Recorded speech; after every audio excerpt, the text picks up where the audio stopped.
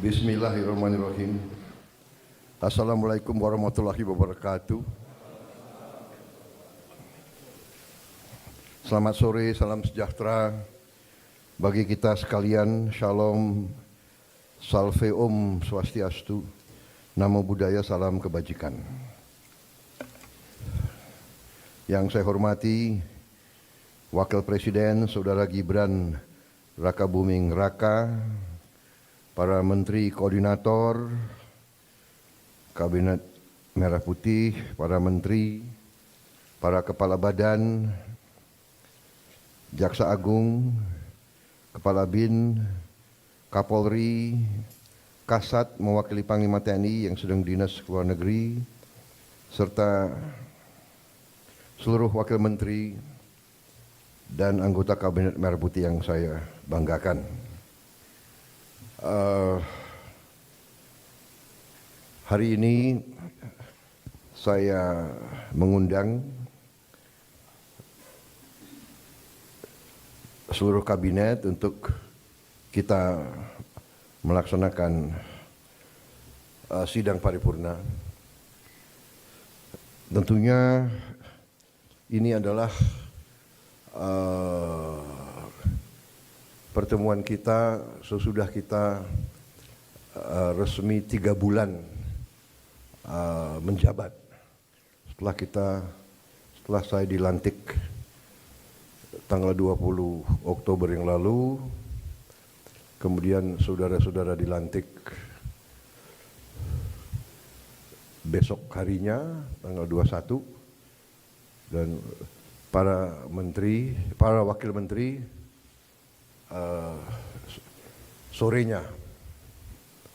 Jadi kita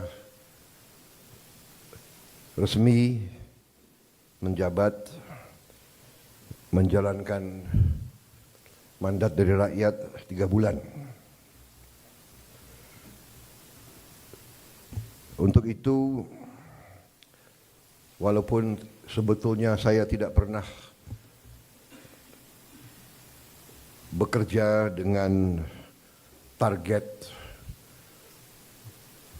ratusan hari atau bulanan, tapi bagaimanapun itu merupakan suatu tonggak, suatu tahap yang kita selesaikan. Dan untuk itu saya kira secara objektif kita boleh bangga bahwa kita telah menunjukkan suatu hasil yang menuju kepada sasaran-sasaran kita. Saya apresiasi kerja saudara-saudara sekalian. Saya merasakan dan saya menilai kabinet kita sekarang bekerja sebagai satu tim. Saya merasakan ada suatu kekompakan, suatu kerjasama yang baik. Di sana sini tentunya masih harus kita perbaiki, itu wajar, ya. Tetapi yang saya rasakan adalah semua menteri, semua wakil menteri punya keinginan yang sangat keras untuk memberi hasil kepada rakyat. Itu yang saya rasakan, dan saya ingin mengucapkan terima kasih kepada saudara sekalian. Demikianlah yang diharapkan rakyat kita. Kita berada di trajektori yang benar, ya. Saudara-saudara sekalian,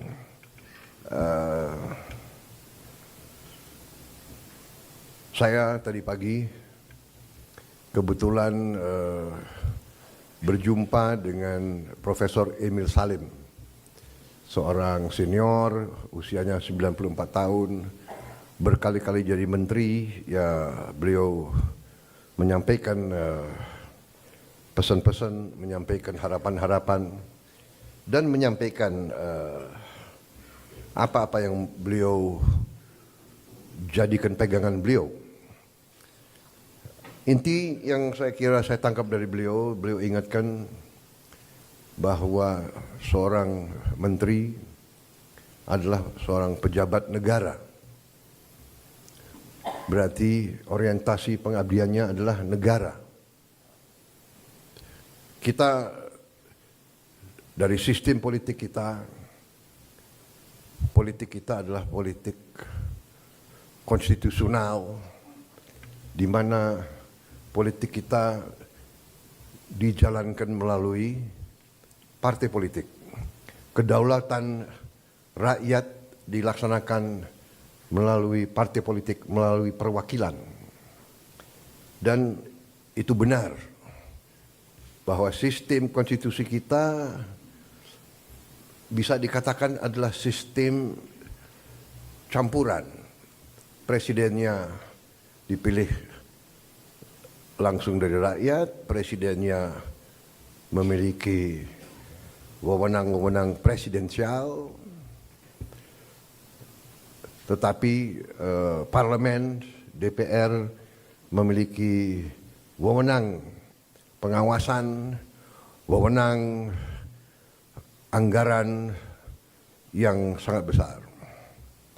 Dengan demikian kita telah menjalankan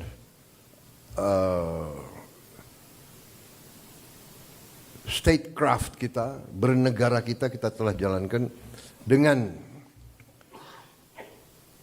tahap demi tahap, tahun demi tahun, melalui pengalaman, melalui cobaan, melalui rintangan, tapi tahap demi tahap kita telah maju, telah menyelesaikan masalah-masalah bangsa dan masalah-masalah negara. Dengan demikian, saudara-saudara, apa yang tadi disampaikan sebagai harapan para senior kita diingatkan bahwa sebagai pejabat negara, orientasi kita pertama untuk negara. Kita memang ada yang berasal dari partai politik, ada yang berasal dari organisasi kemasyarakatan dan sebagainya. Ada yang berasal dari dunia akademi, dunia ilmuwan, ada yang dari NGO, dari LSM. Tapi begitu kita sudah disumpah, begitu kita menjabat sebagai pejabat negara, orientasi kita, kepentingan kita adalah untuk negara. Dan untuk itu saya ucapkan terima kasih karena saya rasakan walaupun begitu banyak tokoh-tokoh dari berbagai latar belakang, tapi yang saya rasakan sekarang orientasi kita adalah kepentingan negara, kepentingan rakyat. Dan saya kira ini dirasakan oleh rakyat kita. Saudara-saudara, dari hasil sementara kita merasakan bahwa pemerintah kita efektif. Di akhir tahun 24, liburan hari Natal, tahun baru, berjalan dengan lancar, dengan aman. Untuk itu, saya ucapkan terima kasih kepada seluruh pejabat terkait dan jajarannya yang telah bekerja keras, Menko Polkam, Menko Infrastruktur, Menko Pangan, semua Menko, Kapolri, Panglima TNI, yang bekerja keras menjamin keamanan, keselamatan, Menteri Perhubungan, Menteri BUMN, dan semua menteri-menteri lain yang saya monitor turun ke bawah, turun ke lapangan, monitor perkembangan. Kita juga membuktikan bahwa pemerintah kita efektif. Pemerintah kita bisa menjalankan administrasi negara dengan handal. Saudara-saudara, bagaimanapun di bulan-bulan yang kritis tersebut biasanya ditandai oleh banyak kecelakaan lalu lintas, ditandai oleh ketersediaan bahan pangan, bahan-bahan pokok yang penuh dengan fluktuasi harga dan sebagainya. Kali ini kita berhasil untuk menjalankan suatu keadaan yang stabil, penuh ketenangan, penuh kesejukan. Di tengah banyak dunia dilanda konflik, ketegangan, krisis, bahkan perang, kita mampu menjaga kesejukan, ketenangan, perdamaian di negara kita. Saudara-saudara sekalian, saya juga terima kasih dalam 3 bulan kita telah memberi bukti kepada rakyat kebijakan-kebijakan kita adalah kebijakan-kebijakan yang berpihak kepada rakyat, berpihak kepada kepentingan negara. Yang pertama tentunya saya menyampaikan apresiasi kepada Menteri Keuangan dengan semua timnya yang telah menyusun APBN dengan baik, dengan cermat, kerja keras, karena saya terus-menerus monitor, saya terus-menerus menuntut penghematan, efisiensi. Saya menuntut keberanian memotong hal-hal yang tidak esensial. Saya tegaskan bahwa kriteria anggaran yang akan kita laksanakan, kriteria pertama adalah harus bisa menciptakan lapangan kerja. Sudah saya katakan berkali-kali. Kedua, harus meningkatkan produktivitas. Produktivitas ini harus bisa diukur dengan kuantifikasi. Berapa devisa yang dihasilkan? Berapa devisa yang dihemat?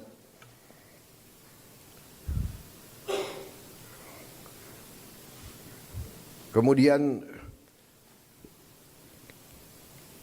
kriteria selanjutnya adalah harus mengarah kepada swasembada pangan dan swasembada energi. Kita harus mampu memberi makan kepada seluruh rakyat Indonesia. Tidak lagi import, dan saya terima kasih kepada jajaran menteri-menteri yang telah melaporkan kepada saya tahun 2025 lagi, tahun 2025 ini kita tidak akan import beras lagi, tidak akan import jagung lagi, tidak akan import garam lagi.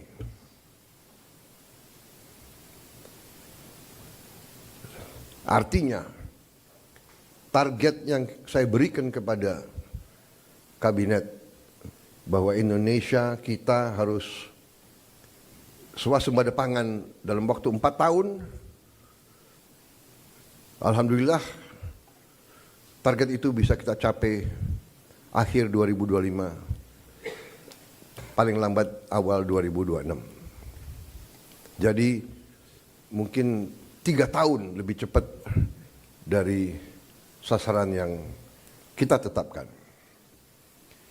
Artinya bahwa dengan niat baik, dengan kerja keras, ya, dengan orientasi kepada negara dan bangsa, kebijakan yang masuk akal akan membuahkan hasil yang cepat. Ini harus kita yakini.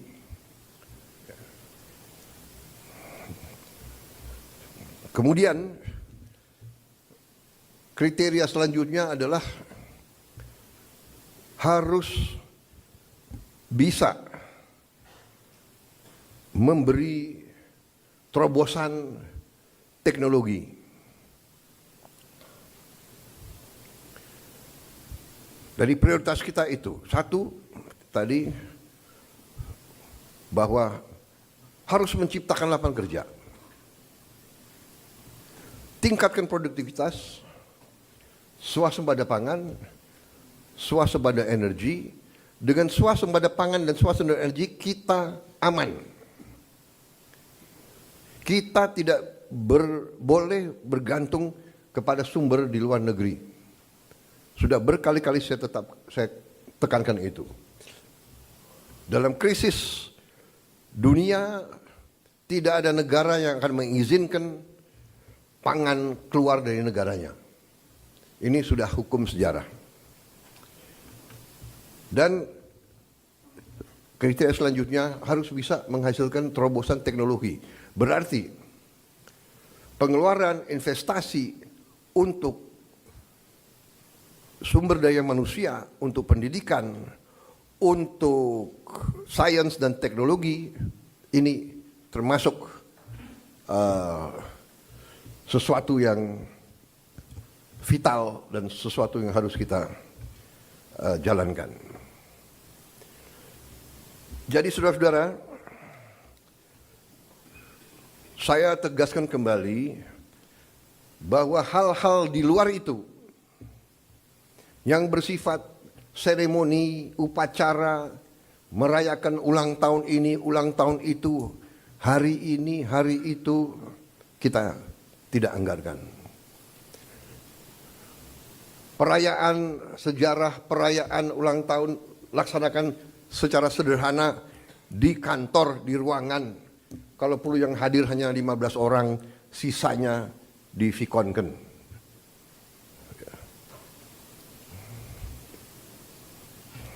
Perjalanan dinas dikurangi. Saya potong setengah. Dengan setengah kita bisa menghemat 20 triliun lebih. Kalau kita hitung 20 triliun, berapa puluh ribu sekolah, gedung sekolah bisa kita perbaiki.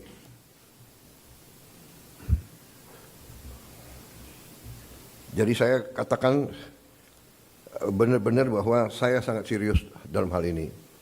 Saya minta loyalitas semua menteri, semua kepala badan untuk patuh dalam hal ini. Ya. Dan saya terima kasih kepada tim keuangan yang telah menjalankan penyisiran, kajian terhadap anggaran sampai serinci-rincinya. Kalau tidak salah, mungkin sampai satuan ke-9 kalau tidak salah. Mungkin pertama kali dalam sejarah, ya, Presiden Republik Indonesia mengecek sampai satuan ke-9. Jadi saudara-saudara pun mungkin tidak tahu anggaran-anggaran tersebut, ya. Karena kita sudah lama jadi orang Indonesia. Tapi ini saya kira sesuatu yang membanggakan. Dengan demikian kita bisa bekerja dengan sangat cepat. Saudara, program makan bergizi kita berjalan. Alhamdulillah, kita telah luncurkan tanggal 6 Januari yang lalu. Sampai sekarang berhasil melayani 650.000 anak-anak kita di 31 provinsi. Ini berkat kerja keras banyak pihak. Ya, Kepala Badan Gizi, jajarannya, Mendagri, Menteri Pendidikan Dasar dan Menengah, Menteri Bappenas, Menteri Desa, Menteri BUMN, Menteri Kesehatan, Panglima TNI, Kapolri, para kepala sekolah, para gubernur, bupati, tentunya Menteri Keuangan, dan untuk Januari sampai April 2025, program ini sasarannya adalah 3 juta anak. Bulan April sampai Agustus 2025 akan menuju 6 juta anak. September kita harapkan 15 juta anak. Dan akhir 2025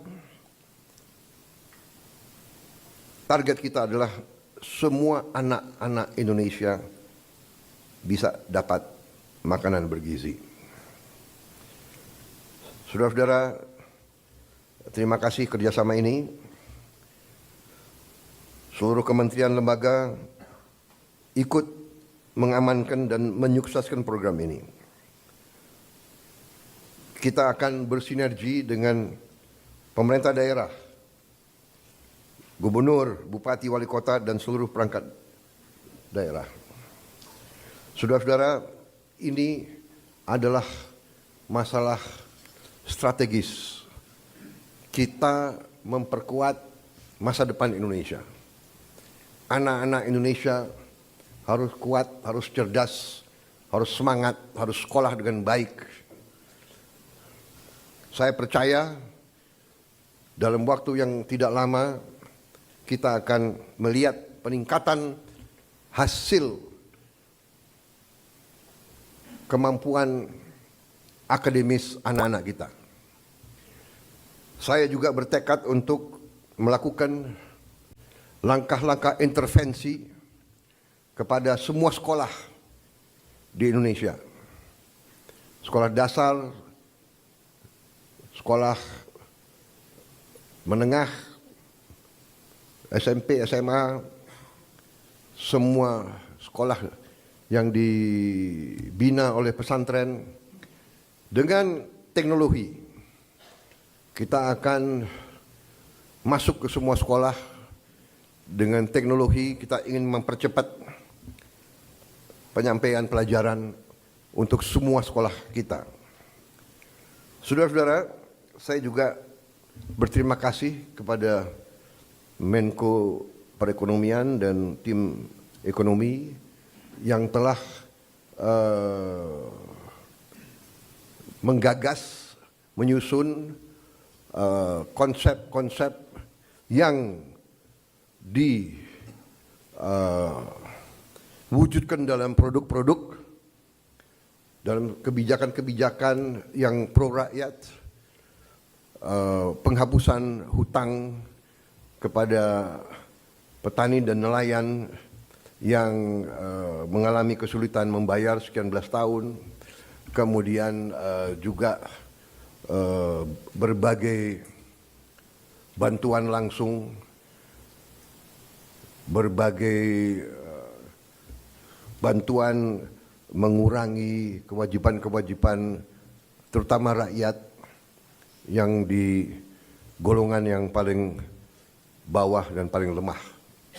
Saya kira nanti mungkin Menko Perekonomian dengan Menteri Keuangan bisa juga jelaskan ke masyarakat berapa kebijakan-kebijakan yang telah kita lakukan.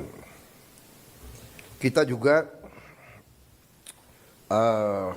dalam waktu dekat kita juga akan mewajibkan semua perusahaan yang menerima kredit dari bank pemerintah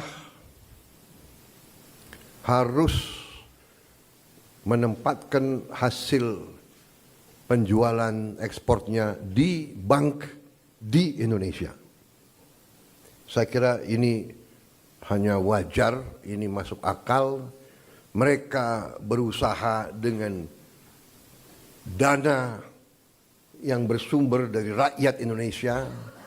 Setelah mereka berusaha dan mereka lakukan penjualan, hasil penjualannya wajar kalau ditaruh di bank di Indonesia. Ini saya kira segera akan keluar dan akan berlaku kurang lebih 1 bulan yang akan datang. Ya. Jadi ini adalah sesuatu yang logis, yang masuk akal. Kemudian saya juga sudah memberi keputusan kepada unsur penegak hukum, Jaksa Agung, BPKP, Kapolri, dan Panglima TNI untuk menegakkan hukum dan aturan khususnya bagi perusahaan-perusahaan yang melanggar ketentuan-ketentuan pertanahan dan hutan. Ketentuan-ketentuan kita harus dipatuhi. Tidak ada yang memiliki perlakuan khusus. Bagi mereka yang sudah diberi kesempatan berkali-kali untuk menyelesaikan kewajiban-kewajibannya dan tidak melakukan, ya pemerintah akan melaksanakan kewajibannya, mencabut izin dan menguasai kembali lahan-lahan tersebut. Apalagi lahan-lahan itu adalah hutan lindung dan sebagainya. Jadi ini juga langkah yang akan kita laksanakan. Saudara-saudara sekalian, saya juga sangat berterima kasih kepada banyak jajaran. Baru hari Senin kemarin saya mendapat kehormatan meresmikan 37 proyek strategis ketenaga listrikan nasional, mencakup 26 pembangkit listrik dengan kapasitas total 3,2 gigawatt serta 11 jaringan transmisi dan gardu induk di 18 provinsi. Sebagian besar dari pembangkit listrik ini adalah energi bersih, energi terbarukan. Saya kira kalau dicek nanti, ini mungkin peresmian terbesar dalam satu hari. Ini menunjukkan daya kemampuan kita. Ya. We can do it. Dan ini saya harus sampaikan bahwa ini hasil kerja keras pemerintah-pemerintah sebelum pemerintah kita. Jadi marilah kita selalu menghormati semua pihak, semua yang telah bekerja keras, pendahulu-pendahulu kita. Kita sampai di sini bukan seketika. Kita sampai di sini karena perjalanan jauh. Pembangunan suatu bangsa bukan pembangunan 1 tahun, 5 tahun, 10 tahun. Pembangunan suatu bangsa adalah puluhan tahun. Apa yang dirintis Bung Karno, kita nikmati sekarang. Apa yang diteruskan oleh Pak Harto, kita teruskan, kita nikmati sekarang. Demikian, presiden demi presiden, Pak Habibie, Gus Dur, Ibu Mega, Pak Jokowi, ini terus. Jadi contohnya saya baru 3 bulan menjabat, saya sudah resmikan proyek yang dilaksanakan mulai 2015, bayangkan.